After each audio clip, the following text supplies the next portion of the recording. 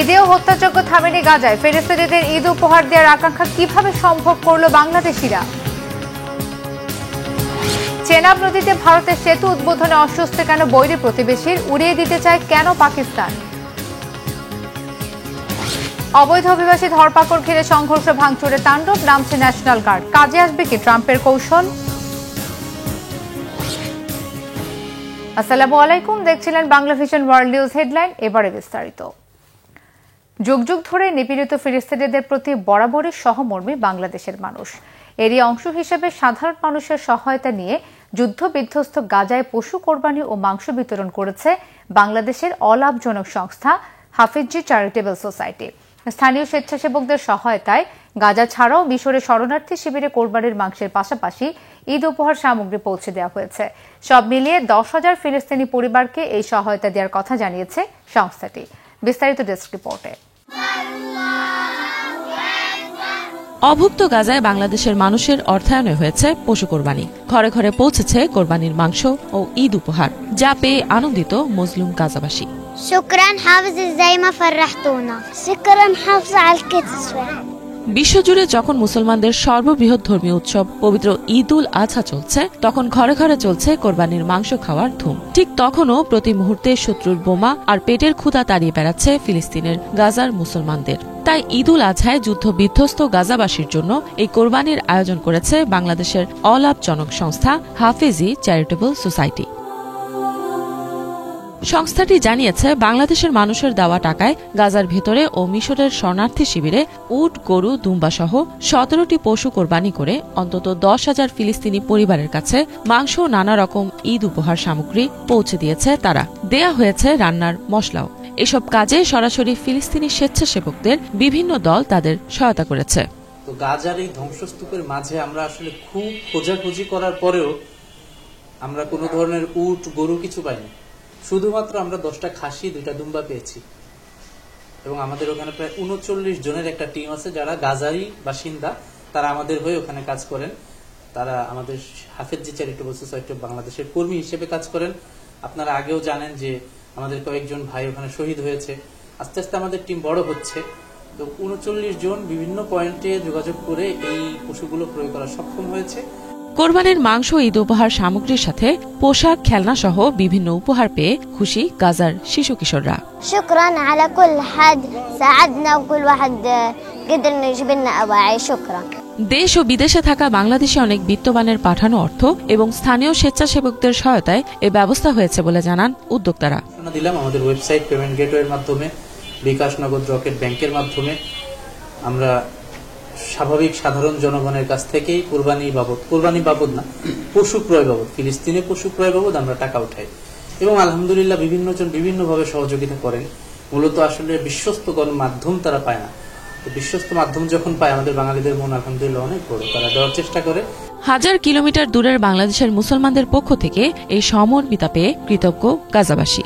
يا عمي والله العيد ما بيحلى الا فرحه الاطفال وفرحتهم في لبس الجديد وشويه هدايا وحلويات جبنا لهم اياها من مؤسسه حافظي بنغلاديش. جاهزين نوزع عليكم؟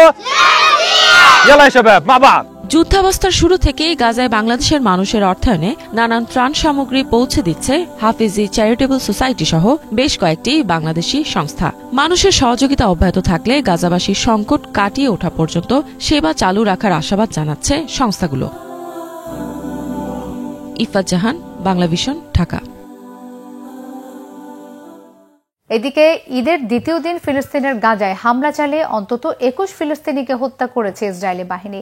গাজার স্বাস্থ্য মন্ত্রণালয় বলেছে, 48 ঘণ্টার মধ্যে জ্বালানি সরবরাহ করা না গেলে কবরস্থানে পরিণত হবে গাজার হাসপাতালগুলো। নেতানিয়াহু প্রশাসনের হামাস নিধনের পরিকল্পনা বাস্তবায়নে ঈদেও চলছে নরকীয় হত্যাযজ্ঞ। গাজার জাবালিয়া, সুজাইয়া সহ বিভিন্ন শহরে বোমা হামলা অব্যাহত রেখেছে দখলদাররা। জাবালিয়া ও খান ইউনিসে ইসরায়েলি হামলায় 2 জন নিহত ও 1 জন আহত হয়েছে। সুজাইয়ার আল আখলি হাসপাতালের পাশে আরও 1 ফিলিস্তিনিকে হত্যা করেছে নেতানিয়াহু বাহিনী। হতাহতের বেশিরভাগই শিশু। এ নিয়ে গাজায় প্রাণহানি 54,700 ছাড়িয়েছে। বোমা হামলা অব্যাহত আছে পশ্চিম তীরের আল খাদের এলাকায়ও। গাজার বেশিরভাগ হাসপাতালে আছে জ্বালানি সংকট। আল শিফা হাসপাতালের পরিচালক জানিয়েছে, এমন পরিস্থিতিতে মৃত্যুর ঝুঁকিতে পড়েছেন 3 শতাধিক কিডনি রোগী। জ্বালানি ফুরিয়ে গেলে রোগীদের ডায়ালাইসিস প্রক্রিয়া বন্ধ হয়ে যাবে বলে সতর্ক করেছেন তিনি। সমস্যার সমাধানে বিশ্ব স্বাস্থ্য সংস্থার সাথে কাজ করছেন তারা। একই অবস্থা গাজার প্রায় প্রতিটি হাসপাতালের। 48 ঘন্টার মধ্যে জ্বালানি সরবরাহ না করা গেলে কাউকে বাঁচানো যাবে না বলে সতর্ক করেছে গাজার স্বাস্থ্য মন্ত্রণালয়। পাকিস্তানের সাথে পাল্টাপাল্টি সংঘর্ষে চরম টানাপোড়েনের মধ্যে জম্মু ও কাশ্মীরের চেনাব নদীর উপর বিশ্বের সর্বোচ্চ রেল সেতুর উদ্বোধন করেছেন ভারতের প্রধানমন্ত্রী নরেন্দ্র মোদী। বৈরী প্রতিবেশীর সাথে অবনতিশীল সম্পর্কের নাজুক পরিস্থিতিতে এই সেতুর উদ্বোধন বিশেষ গুরুত্ব বহন করছে। বলা হচ্ছে, পাকিস্তান সীমান্তবর্তী এলাকায় ভারী অস্ত্র ছাড়াও সামরিক সরঞ্জাম আর রসদ সরবরাহ অনেক সহজ করে দেবে এই সেতু।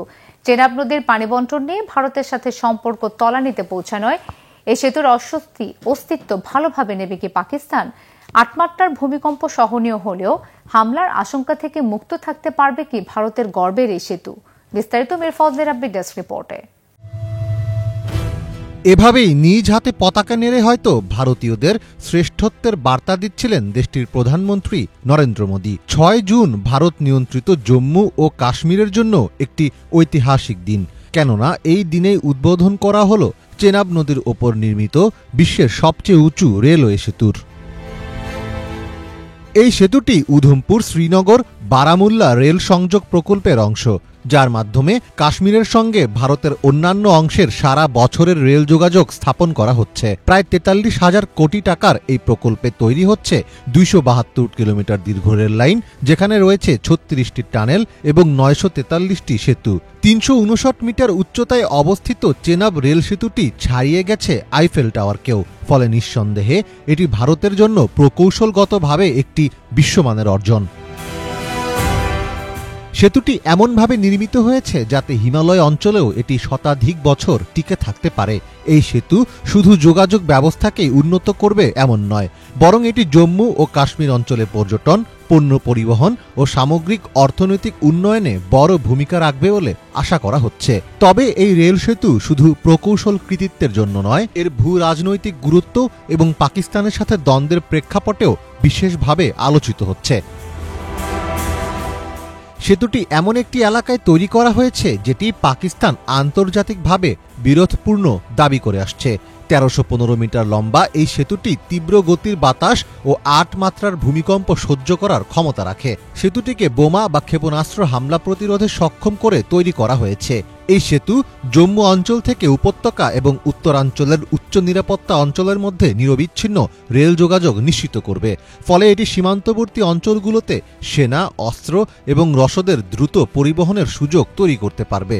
এছাড়া যুদ্ধাবস্থায় এটিকে বিকল্প বা ব্যাকআপ সাপ্লাই চেইন হিসেবে ব্যবহার করা যাবে।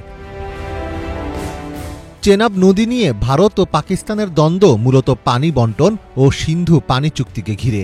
পাকিস্তান মনে করে ভারত নদীর উপর অবকাঠামো তৈরি করে পানিকে অস্ত্র হিসাবে ব্যবহার করতে পারে। পাকিস্তান এই ধরনের অবকাঠামোগত প্রকল্পকে ভারতের একতরফা পদক্ষেপ বলে সমালোচনা করে আসছে। অনেক পাকিস্তানি রাজনীতিক ও মিডিয়াতে দাবি করা হয় এই সেতুর মাধ্যমে ভারত কাশ্মীরের একতরফা দখলকে সংহত করছে। ফলে এটি পাকিস্তানের নিরাপত্তার দৃষ্টিকোণ থেকেও উদ্বেগের বিষয়। ভারত দীর্ঘদিন ধরে চাইছে কাশ্মীরকে পূর্ণভাবে সংযুক্ত ও নিয়ন্ত্রিত ভূখণ্ড হিসেবে প্রতিষ্ঠিত করতে এবং সীমান্তে সম্ভাব্য হুমকির বিপরীতে প্রস্তুত থাকতে। বিশ্লেষকদের মতে চেনাব রেল সেতুর মাধ্যমে ভারত মূলত পাকিস্তান ও চীন উভয়কেই একটি বার্তা দিয়েছে, আর সে বার্তাটি হল কাশ্মীর ভারতের অখণ্ড অংশ এবং এই অঞ্চলে ভারত চূড়ান্ত আধিপত্য ও প্রতিরক্ষা নিশ্চিত করতে প্রতিশ্রুতিবদ্ধ। মীর ফজলে রাব্বি, বাংলা ভিশন। অবৈধ অভিবাসী ধরপাকড়কে কেন্দ্র করে বিক্ষোভ, সংঘর্ষ, ভাঙচুর, অগ্নিসংযোগ আর পুলিশের প্রতিরোধে নজিরবিহীন পরিস্থিতি তৈরি হয়েছে যুক্তরাষ্ট্রের ক্যালিফোর্নিয়া অঙ্গরাজ্যের লস অ্যাঞ্জেলেস শহরে। বেগতিক পরিস্থিতিতে ন্যাশনাল গার্ডের অন্তত 2000 সদস্য নামানোর নির্দেশ দিয়েছেন প্রেসিডেন্ট ডোনাল্ড ট্রাম্প। সবশেষ 22 বছর আগে ন্যাশনাল গার্ড মোতায়েন হয়েছিল লস অ্যাঞ্জেলেসে। এই যাত্রায় কি পরিস্থিতি বাগে আনতে পারবেন ট্রাম্প, নাকি উল্টো শিক্ষা পেয়ে পিছু হটবেন? বিস্তারিত ডেস্ক রিপোর্টে।